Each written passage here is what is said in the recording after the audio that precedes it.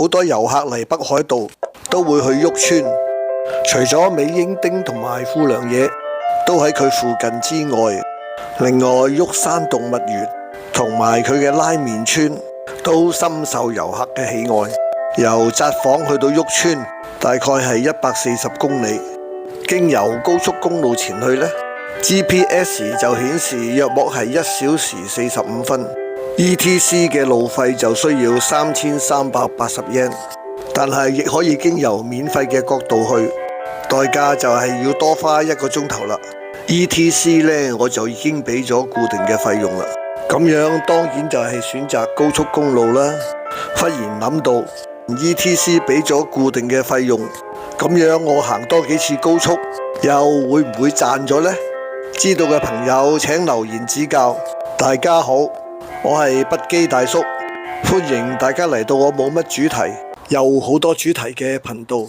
旭山動物園嘅資料顯示，佢周邊有幾個停車場，大約可以停到1800架車，一日嘅停車費係500 yen。冬季期間就搞下日繽紛，停車免費，入場嘅門券就每位1000 yen。如果你似小學生，係講個外貌唔係智商啊，就可以免費入場啦。細個嘅時候有人問過我一個所謂嘅 IQ 題，就係話北極熊成日唔夠嘢食，點解佢唔食企鵝呢？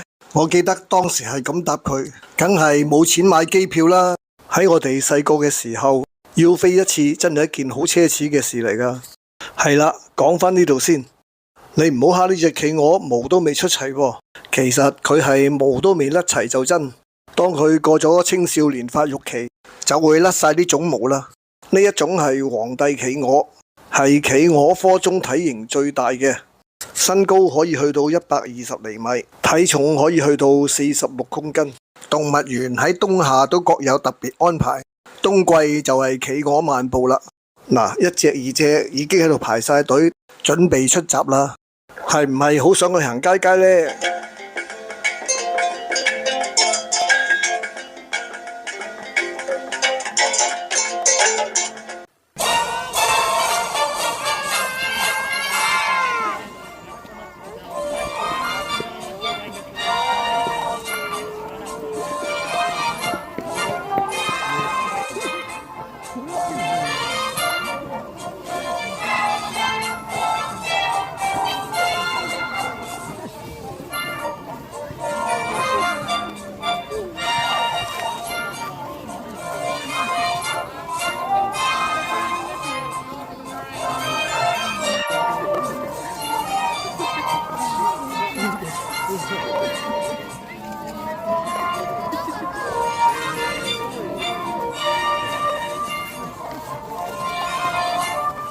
呢個活動上下午都會各做一次。企鵝要喺約500米嘅路上行走30至40分鐘，呢個就唔係淨係為咗表演咁簡單，主要係幫助一下企鵝嘅運動不足，等佢哋可以增強一下產卵嘅體力。企鵝漫步一般都會喺每年12月至到3月底舉行，而喺夏季呢，動物園就會延長至晚上9點鐘先至關門嘅。動物園嘅另外一個主角就係北極熊啦。旭山動物園有一種展示嘅方式叫做行動展示箱，能夠俾旅客喺唔影響動物嘅習性同埋環境之下，近距離咁樣觀察到動物。其中就有喺水池下方嘅觀察窗口，近距離去欣賞動物生活，同埋觀察飼養員餵食不同動物嘅場景。另外仲會講解動物嘅特徵同埋習性，而餵食嘅動物係每日都唔同㗎。大家要睇嘅話，就要喺官方網站上面查一查時間表啦。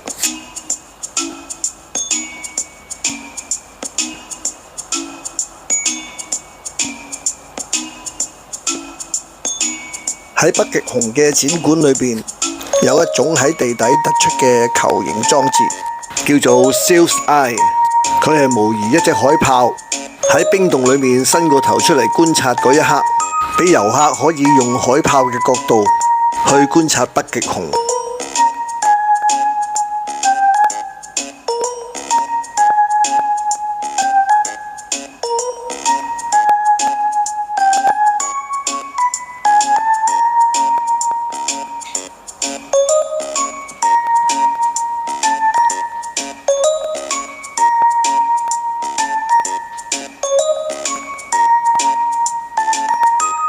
再講落去，就你唔悶呢，我都悶啦。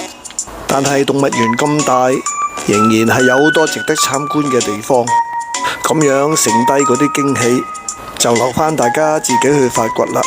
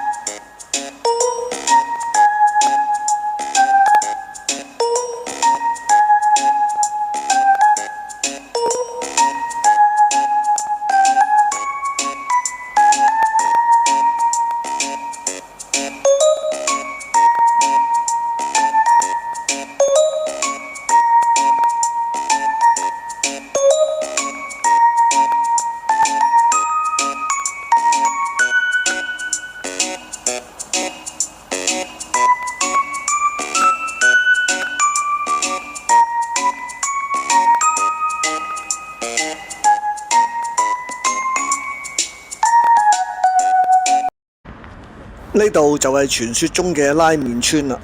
其實佢唔係一個村落，佢係一間大屋，喺兩邊向街嘅部分分割而成幾間鋪頭咁樣形成嘅。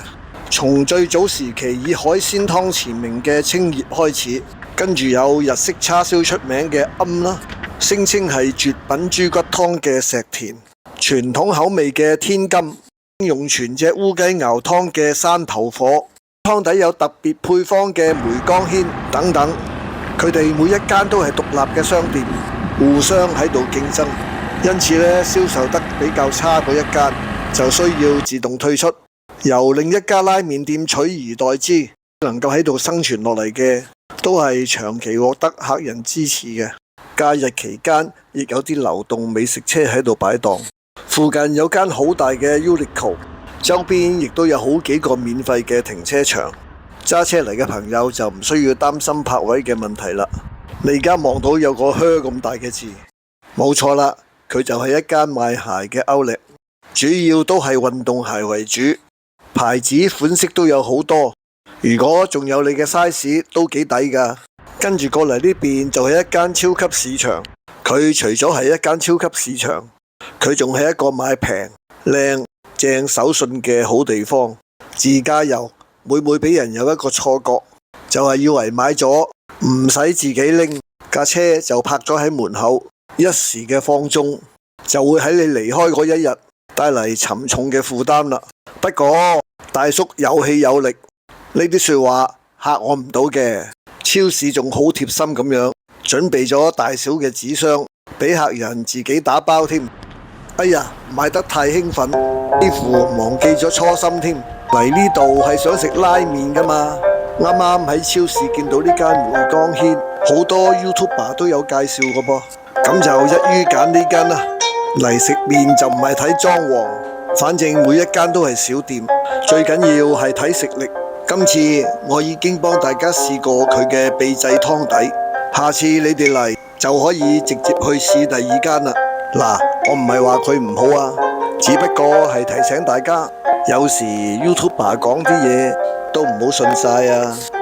今次嘅旅程仲有下集，如果想睇日本點樣玩完，就記得要訂閱。大家有咩意見，歡迎喺片下留言。さよならございます。